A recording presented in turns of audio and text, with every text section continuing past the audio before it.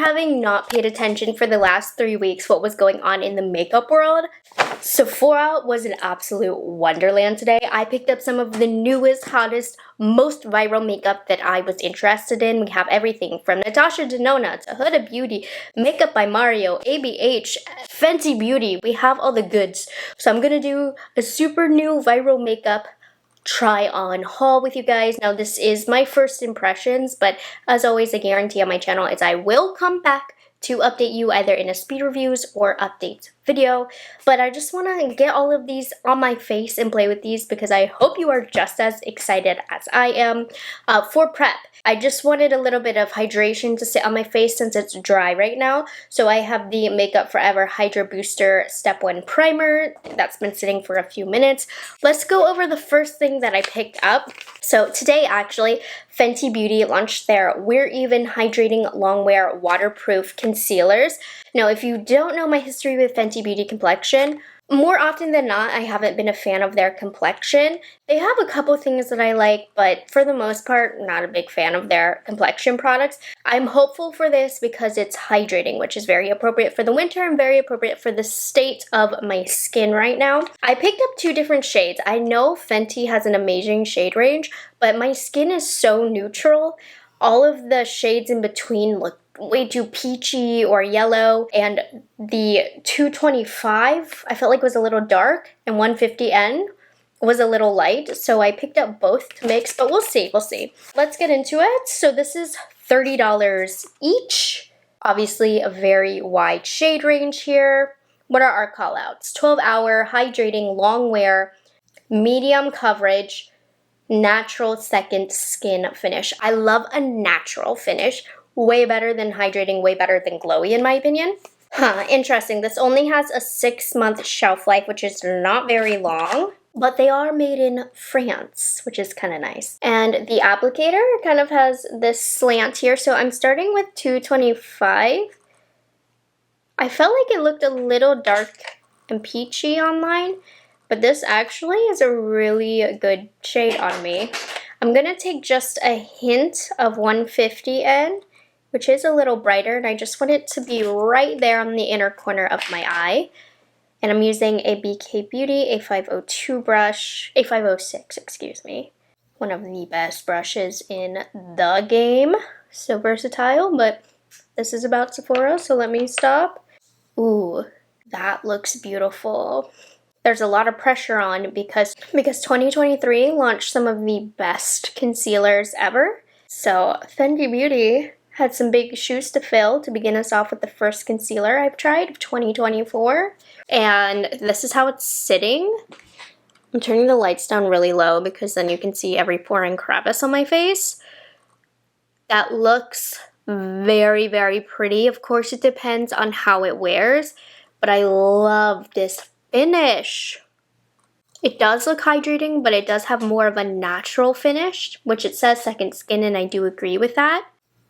Okay, I mean, we still have to see how this wears and how this sits on the skin. It's not a super full coverage, but they don't claim for it to be. They say it's more of a medium coverage, and I can get down with that. I do agree with that, but it's just enough, really. Sometimes I just think full coverage concealers are unnecessary. There's something pretty, I think, about a medium or lighter coverage where it blurs over the discoloration but continues to look really natural. That's something new I adopted in 2023. That did not used to be my philosophy at all, but I've been appreciating that more. But I've blended it out pretty far over my cheek. Ignore my boogies. I've had some stuffy nose issues. I caught a little bit of a cold while traveling. That looks beautiful for a concealer. Okay, I'm going to continue with 225 over the red areas of my face, which is right here. First impressions is really not disappointing with this first application. We'll have to see how it is with powder over top and how I would normally do my makeup and how this sits without powder.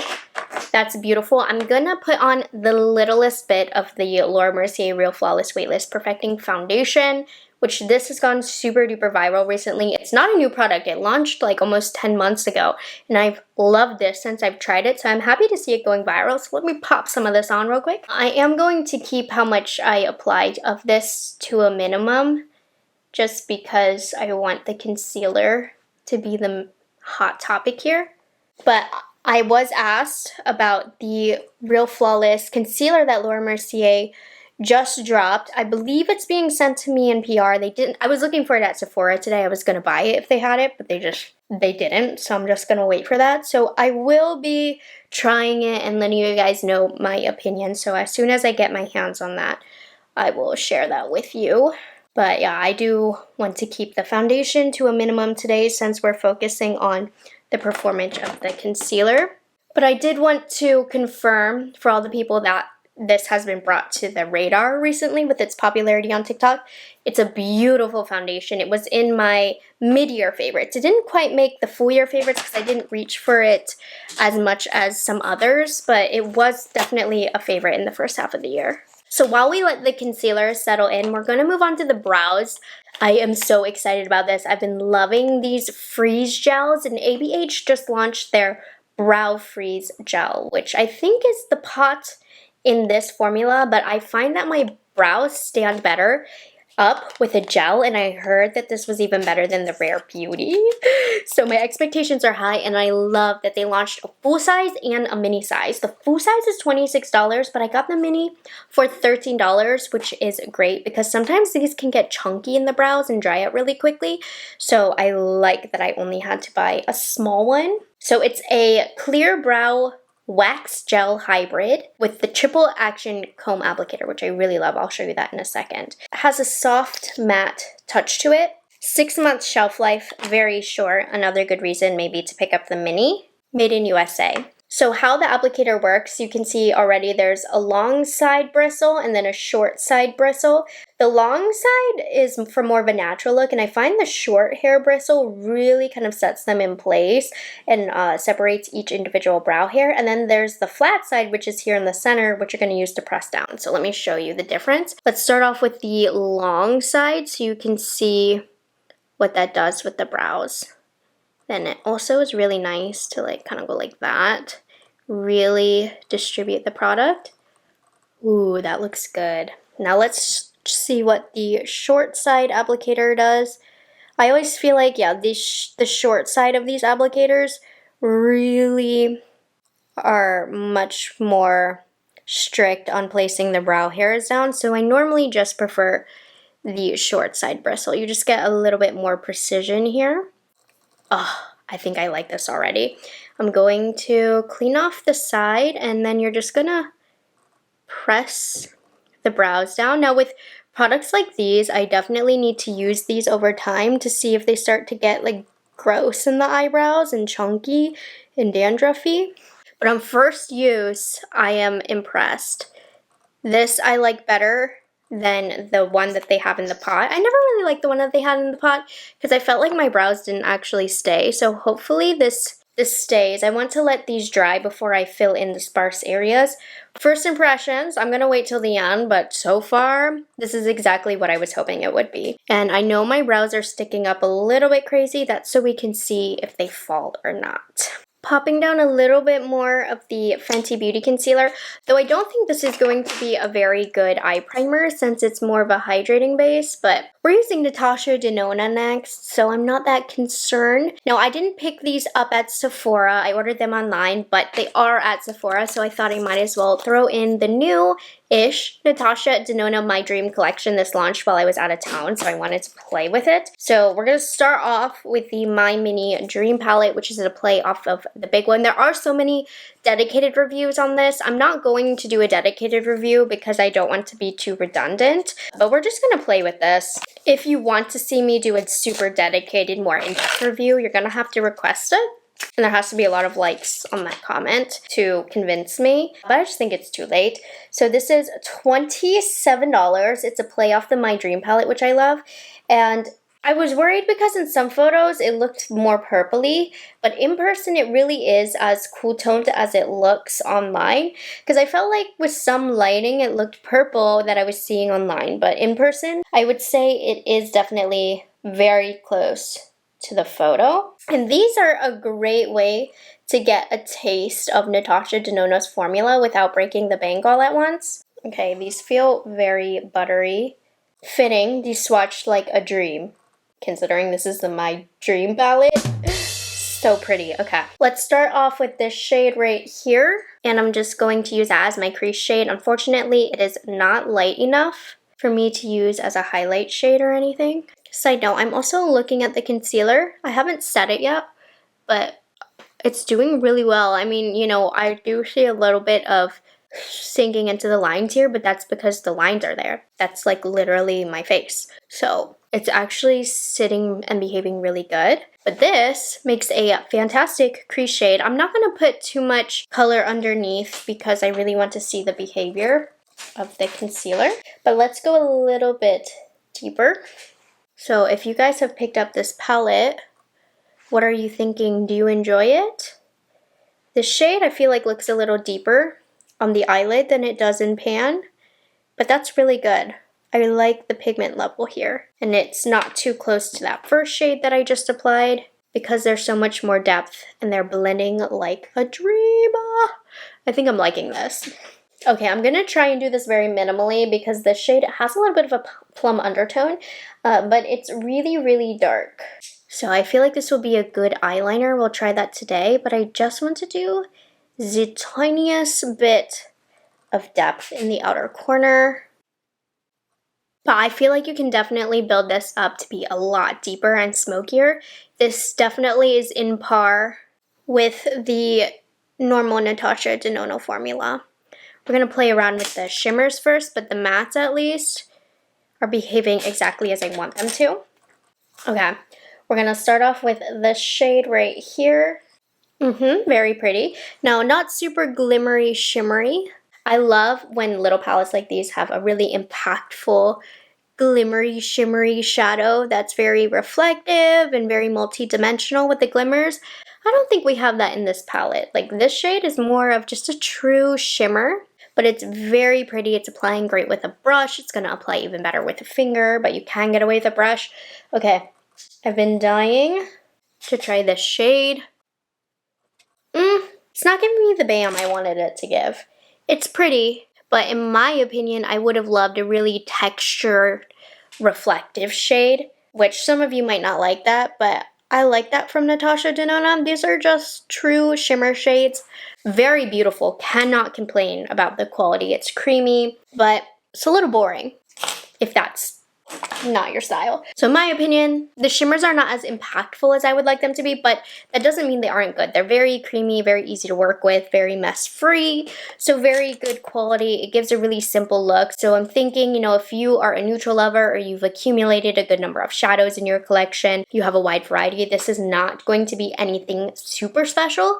It's a good way to get Natasha Denona's formula in a smaller format, much more portable, and it gives a really pretty neutral eye look, but it's nothing super special. Natasha Denona, I feel like, always gives a special, so that's okay that it's not in this case, but I'm not wowed by it. It's just kind of there in the line, and this dark shade is working out really great. Just pressed in the lash line to give us some depth, so you do have a little eyeliner here if you're into eyeshadows.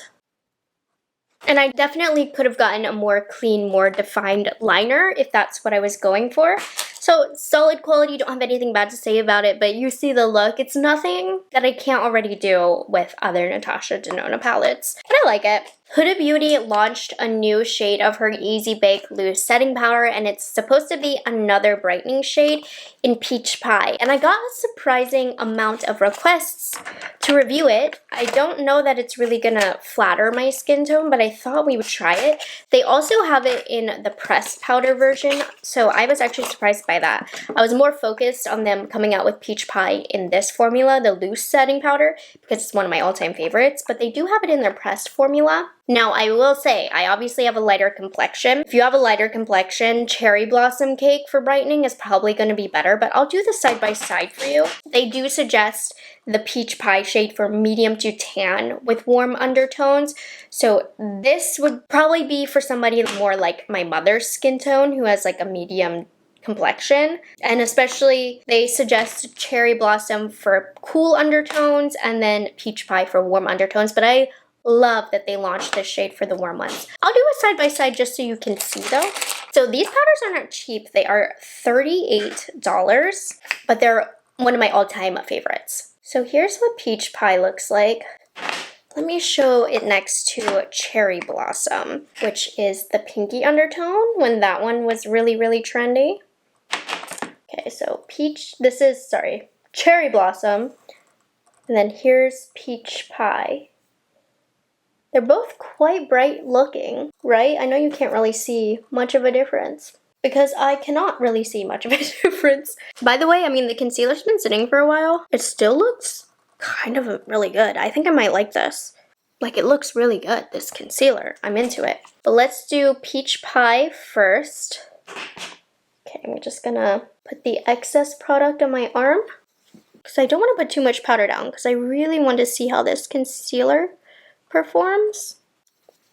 Okay, it's not too warm or orangey or deep like I was worried it would be. To be honest, I really don't see much of the peachiness, which for me, for my skin tone, is fine. That's a good thing because that means this works for me. It's the beautiful Huda Beauty finish, right? Super blurred and beautiful, but I'm not seeing much peach. Let's go into Cherry Blossom now. Okay. On my skin tone, I would say the Cherry Blossom definitely gives a little bit more brightness. It's a little bit more flattering on my skin tone if we're going to use it for brightening. But the Peach Pie, it's still nice. So I think the way I would go about it is, you know, if I'm doing a cooler look with cooler colors, I definitely set with Cherry Blossom. But if I'm doing a warm look, which you do quite often, I think Peach Pie would be the color to go for. But if you were worried that the Peach Pie was going to be too dark if you're similar to my skin tone, it really isn't. But I can see this really coming into play for a medium to deeper complexion. This will probably work better for you, but it is still pretty bright. I definitely want to see a review on somebody with a little bit more of a deeper complexion than me on this. But it still has that beautiful Huda Beauty smoothing power. But yeah, they don't look as different as I had expected them to look, so probably don't need both. But there's such a good formula that I'm literally not mad that I have both. Okay, we're gonna rewind back into Natasha Denona because I do have the My Mini Dream Glow Blush, and this one I was so intrigued by because you can see the pattern on it. This is $20. It just seems so teeny tiny, like for a dollhouse. I mean, it's not that small, but it is teeny tiny. Let's see, this has 24-month shelf life, made in Italy. I don't think I said that about the eyeshadow palette, but the eyeshadow is also made in Italy with the 24-month shelf life. But this one is interesting. It's very tiny, but you have like a darker color, a mid-tone color, and then a highlight. I didn't have a chance to do any research on this. Hold on, let me read it. I need to watch a tutorial. Give me a second. Okay, so in the tutorial, she kind of just mixed both blushes because I was wondering, this is why I was looking it up. The brush is like gonna be so fat no matter what brush you use in here because it's so tiny. Let me show you the swatches. Here's what the three look like. So yeah, it almost looked like she kind of mixed all of them together, but I can imagine it being hard to get just one color. So I'm gonna mix both together. I don't have a bronzer on or anything right now, and this is a powder format. Her new, the Dream Pop that just launched, which I did order, waiting for that to come in, those were cream. This color is gorgeous, but yeah, I mean, as pretty as the pattern looks, I wish this was like a little bit bigger because it's hard to get the two shades as something different. You kind of have to mix them both together. I mean, you can get the deeper one, let's see. It's definitely a little deeper if you just go in that one. But for the most part, I don't have the patience for this. I'm probably just gonna mix them both together, but it's a really easy to apply formula and a gorgeous color. And it's just pretty to look at here in pan. Very fun. I don't know if this is necessarily a must-have, but as a Natasha Denona fan, I think it's really pretty. It's a great everyday color, something that I would go for often. And then we're gonna see the highlight. Oh, that's beaming. That's very, very pretty. This highlighter, kind of gorgeous. I wonder if you could mix all three together. I bet you that would be pretty as well. Let me try that. For experimental purposes, we're just gonna go like that. That'll give a little bit more of a glow throughout the whole blush, I would say. Yeah, this is very pretty. Definitely not a necessity, nothing new, exciting, or special in my collection, but this is a gorgeous color that I can see while I have it set out on my desk. Now that it's going in my speed reviews drawer, I probably am going to reach for this because the color is really versatile. Okay, so I picked up 3 of the newest lip formulas. We'll start off with Makeup by Mario. Me being the minimalist that I am, I picked up only 1 color of each, even though it killed me to not pick up more. So I want to start off with the Makeup by Mario. He launched a second finish in the lipstick. These are the Super Satin lipsticks. Now the first formula he dropped, in my opinion, they were way too dry, too stiff. They drug across my lips. I didn't like them. But my oh my, he has come back with this Super Satin formula. These glide like butter on my skin, which is what I liked. I haven't put this on my lips yet. The range itself, lots of vibrant colors, lots of deeper tones. At least from what I saw at Sephora, I'm looking online now at the color range. They don't look quite as crazy, honestly. But I picked up the shade South Shore. These are $28 each. Creamy, classic satin lipstick formula with a soft sheen. They felt beautiful on my hand, but let's try these on the lips. Just really sleek, simple packaging. And I think I did a good job picking colors because this is right up my alley. This shade South Shore is a cool pink nude, by the way. Love this so much more than the first formula he launched. I have it with a little bit of Peri Para Ink Velvet Lip Liner and Milky Brown. That's a good combo. Now the lipstick itself, it doesn't smooth over the lips like my Charlotte Tilbury Kissing Lipstick formula does. It's gorgeous. It's nice and thin, which a lot of you guys might appreciate, but doesn't beat my Charlotte Tilbury, but it still is really beautiful. Big improvement from the first one. I do see that soft shine. Oh, okay. I like this. I wouldn't mind picking up a couple other shades if my collection permitted.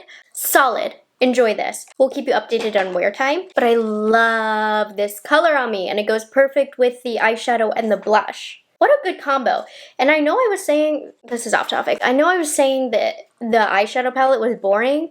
I was looking at myself, I took a step back, and I was like, wait, love these colors on me though. But let's talk about the new ABH Lip Velvets. I like that this launch was minimal. There was only 6 shades. However, they didn't have very many left in stock. They literally only had 3 left. So I went with the shade Peachy Nude. And I mean like 3 entire lipsticks left. I'm not even talking about 3 colors. Like there's only 2 left in my store now. So I didn't really get to choose too much, but I went with Peachy Nude. These are $24 each, and these are going to be those K-Beauty inspired lip products, which I really, really like them. If we're going to do liquid lipstick, these are much more comfortable than 2014's age of liquid lipsticks, but they definitely aren't going to stay as much. You know, they're not. Maybe this will be transfer proof. I haven't tried these yet. I feel like with this swatch, you can kind of see it does have a matte finish, but it's that powdery kind of finish to it. It's a velvet smooth lip mousse. Mousse is the word that I was looking for. Okay, let's see. Definitely moussey. That's not very, that's not really that cute. It's a little too powdery of a look on my lips. Oh my gosh, my boogies. This will probably last, but it's not super comfortable. It's not like an old liquid lipstick formula where I just like feel my lips tightening and being crunchy. It's not that feeling, but it definitely does not feel hydrating. But it is a true matte, which is so different from what's really popular right now. You will get some transfer, I believe. yeah, you know, they don't set down, but that's what is keeping them more comfortable. You know, like the Makeup by Mario, I was like, I could do a few more colors of this. The ABH, I'm not really feeling that way. It's not bad by any means. I'm gonna have to keep you updated on the wear.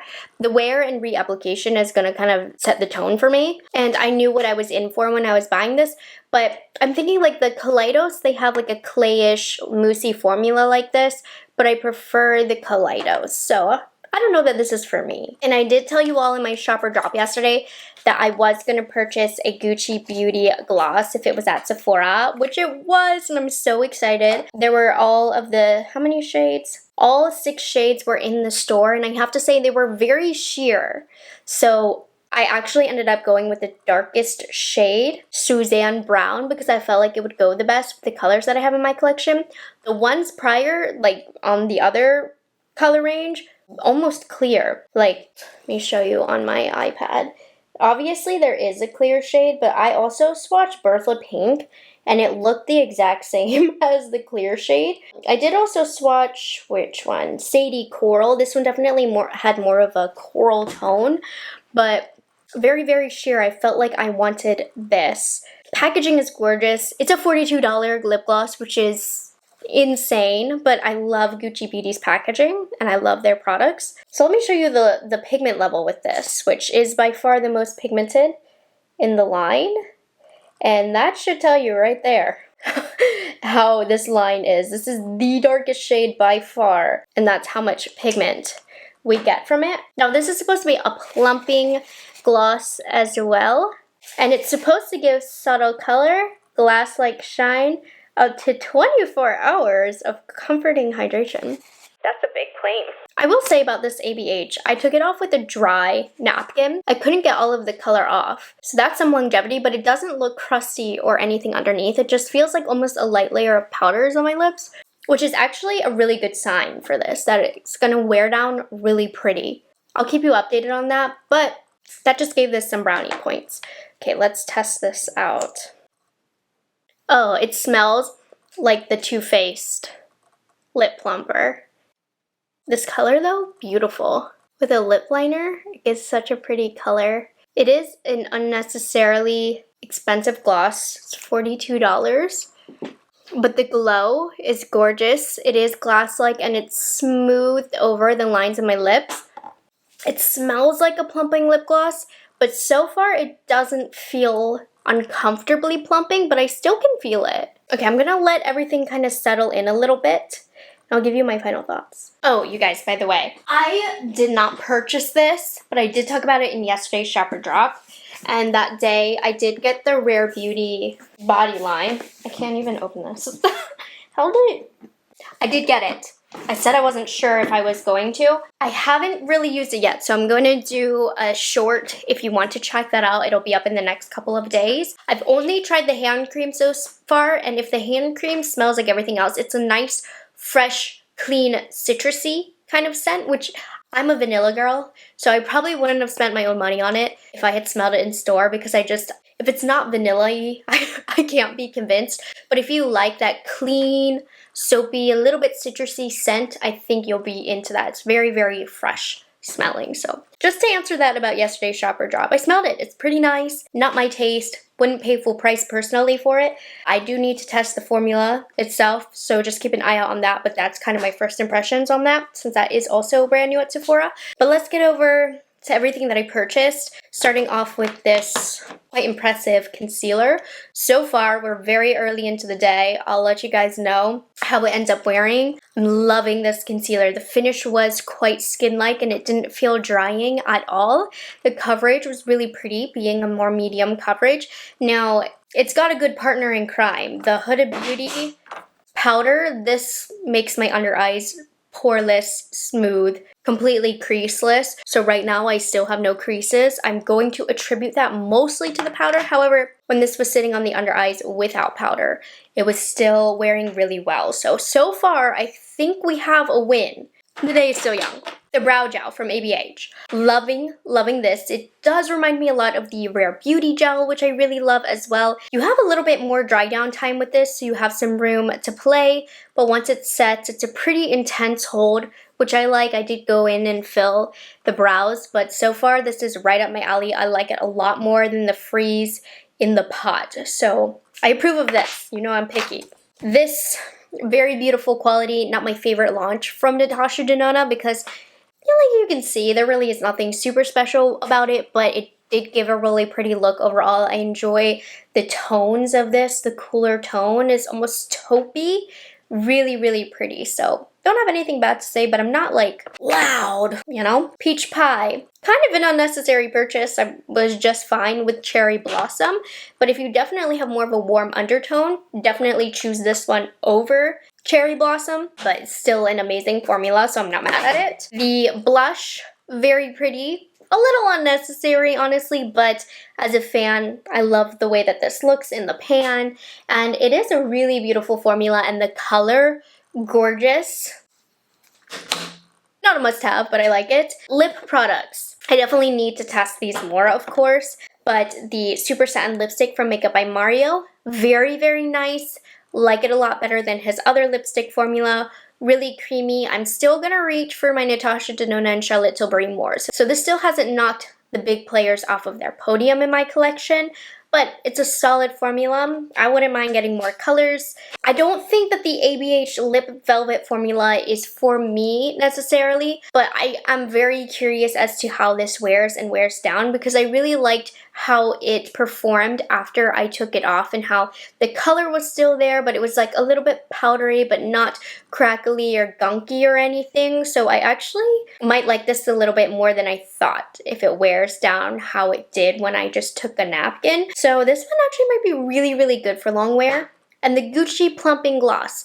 I wouldn't buy more than one shade of this. $42 is a lot for a lip gloss. The pumping sensation, it's there, you can feel it, but on me, I mean, it's not anything intense like the Too Faced, so I do like that. I don't necessarily know that it pumped, but it's a really pretty glassy finish.